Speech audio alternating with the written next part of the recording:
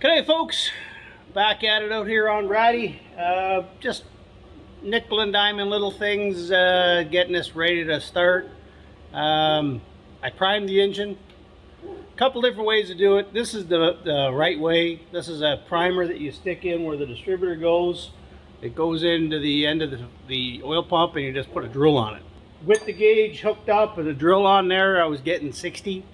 So 60 psi with a hand drill on a priming situation is pretty decent. I'll live with that.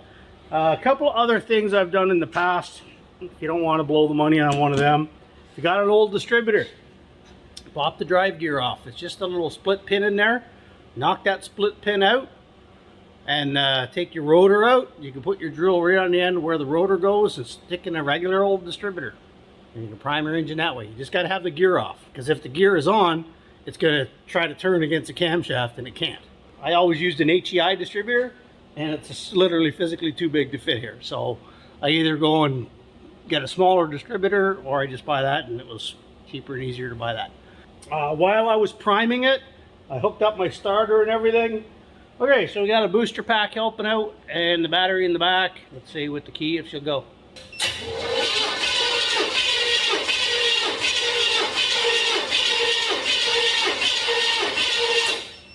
That's not bad. I can live with that. Okay, it's just nice to hear it cranking. One thing I'll just go over real quick here. A lot of people seem to have this misconception that it's somehow difficult to stab a distributor in properly timed. It's actually really easy. There's our timing mark on our harmonic balancer. I put a white line on it, makes it easier to see. So you can see we're a little bit past our zero. Zero's back up under here. No big deal. Number one spark plug. Pull that out. Put your finger over the hole and turn the engine over. When your air blows your finger off, and that mark should be right around zero, you're at top dead center on number one compression stroke, so it's about to fire the spark plug. All right, if it's going poof, that's what you want. If it's sucking your finger in, you're 180. And then now you can turn it back, and if you're really that concerned about it, but you have adjustments, so it's not that big of a deal. Okay, so your distributor, when you put it in, you want your rotor, basically when it's all the way in, to be pointing in the direction of number one. Doesn't have to be exact, the direction of number one. Somewhere's over here. And then just turn the engine, and that distributor should pop right down into place. Bring it back to top dead center at number one. Check it again with your timing mark, and make sure your distributor is lined up for number one. It's really not that hard. I'm probably even making it sound more complicated than it is. The big thing is you have lots of play here. Like, you could literally turn this and have it firing at the next cylinder. Or you could turn it back the other way and have it firing at the previous cylinder. So you don't have to be perfect. You just got to be close enough and not 180. The reason why we go 180? Because your camshaft is what turns your distributor. The camshaft turns one turn for every 2 turns of the crankshaft. So if you're just going by your mark, you could be 180.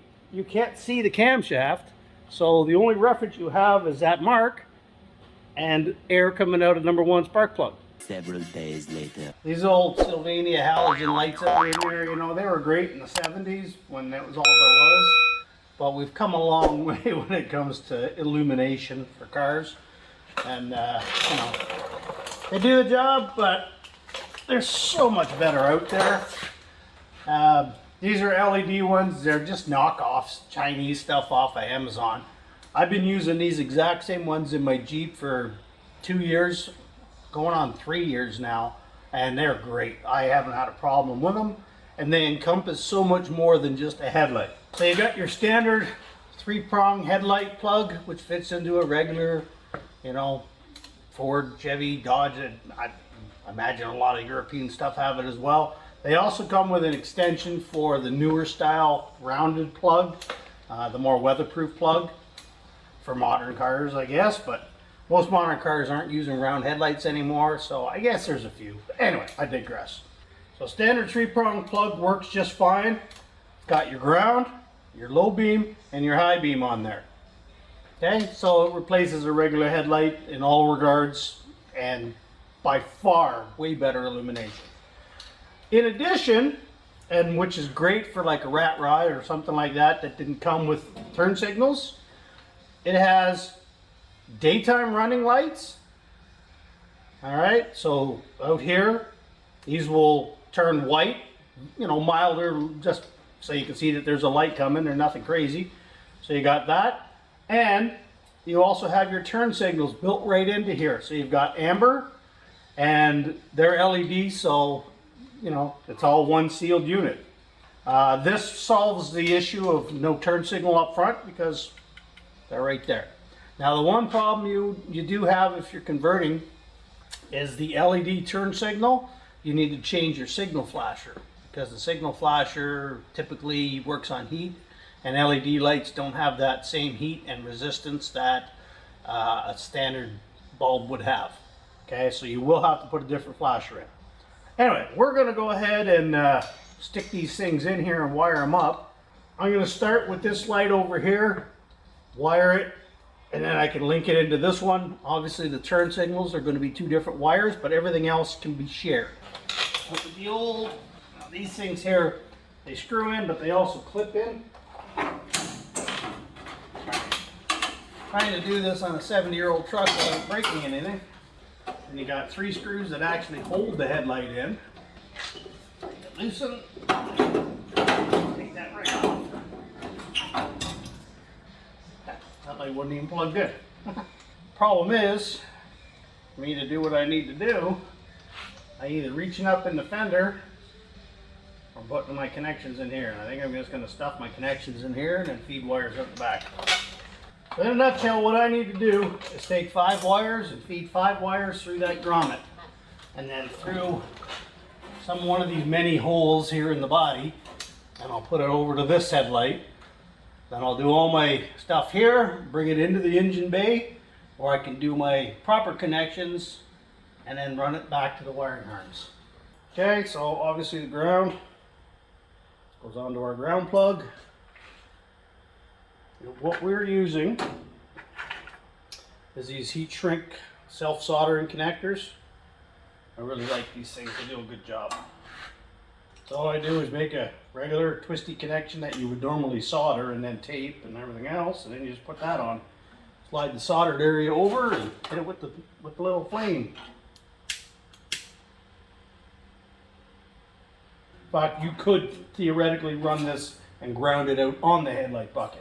It's just that everything in here is rusty, so it's not a reliable ground. Well, our headlights, so we're going to go red. Yellow is turn, so let's go white for high beam. Why not, right? Who cares? It doesn't really matter. All right, now I'm going to run turn signal.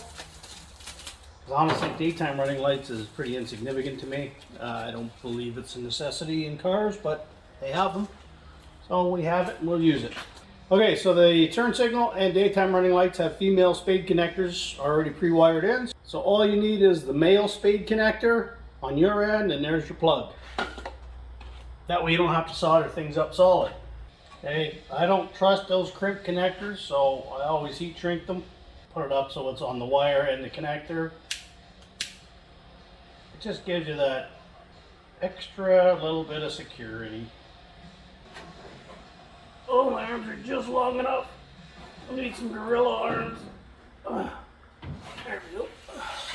Okay, I'm just going to put a temporary cable tie around these. I'll keep them kind of in place and nice and neat. Alright, so there's our 5 wires that we need. We can go ahead and put our headlight in.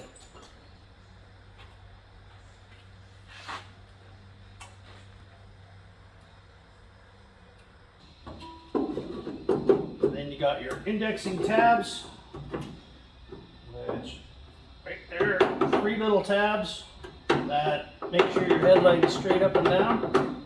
Because obviously if it's this way and you put your high beams on and they're shining up over a tree over here, it's not much good to you. Alright, chrome retaining ring. Okay, it has 3 tabs. They're spaced differently, so that only goes on one way. These screws are a wee bit older than the Jeep. I don't want to go breaking off screws. There we go, 1 aftermarket LED headlight installed. Now we just need to put the other one in and link it up to this, put some power to it and test it. Okay, so now we got our right headlight, our left headlight. All we need to do is link the appropriate ones together and then run them all back inside the cab. And that'll be the front lighting done. Okay, I ran some wire shielding down through the hole right to the back of the headlight on both sides. You can't really see that one because it's kind of short. I'm going to do all my connections in this corner with the exception of my right turn signal wire and my left turn signal wire. Clearly they can't be connected together, otherwise I'll just have hazards instead of turn signals. Okay, so they will be run back into the steering column switch. Everything else, on the other hand, will be paired together here. I'll make a T and then run wires back into the cab.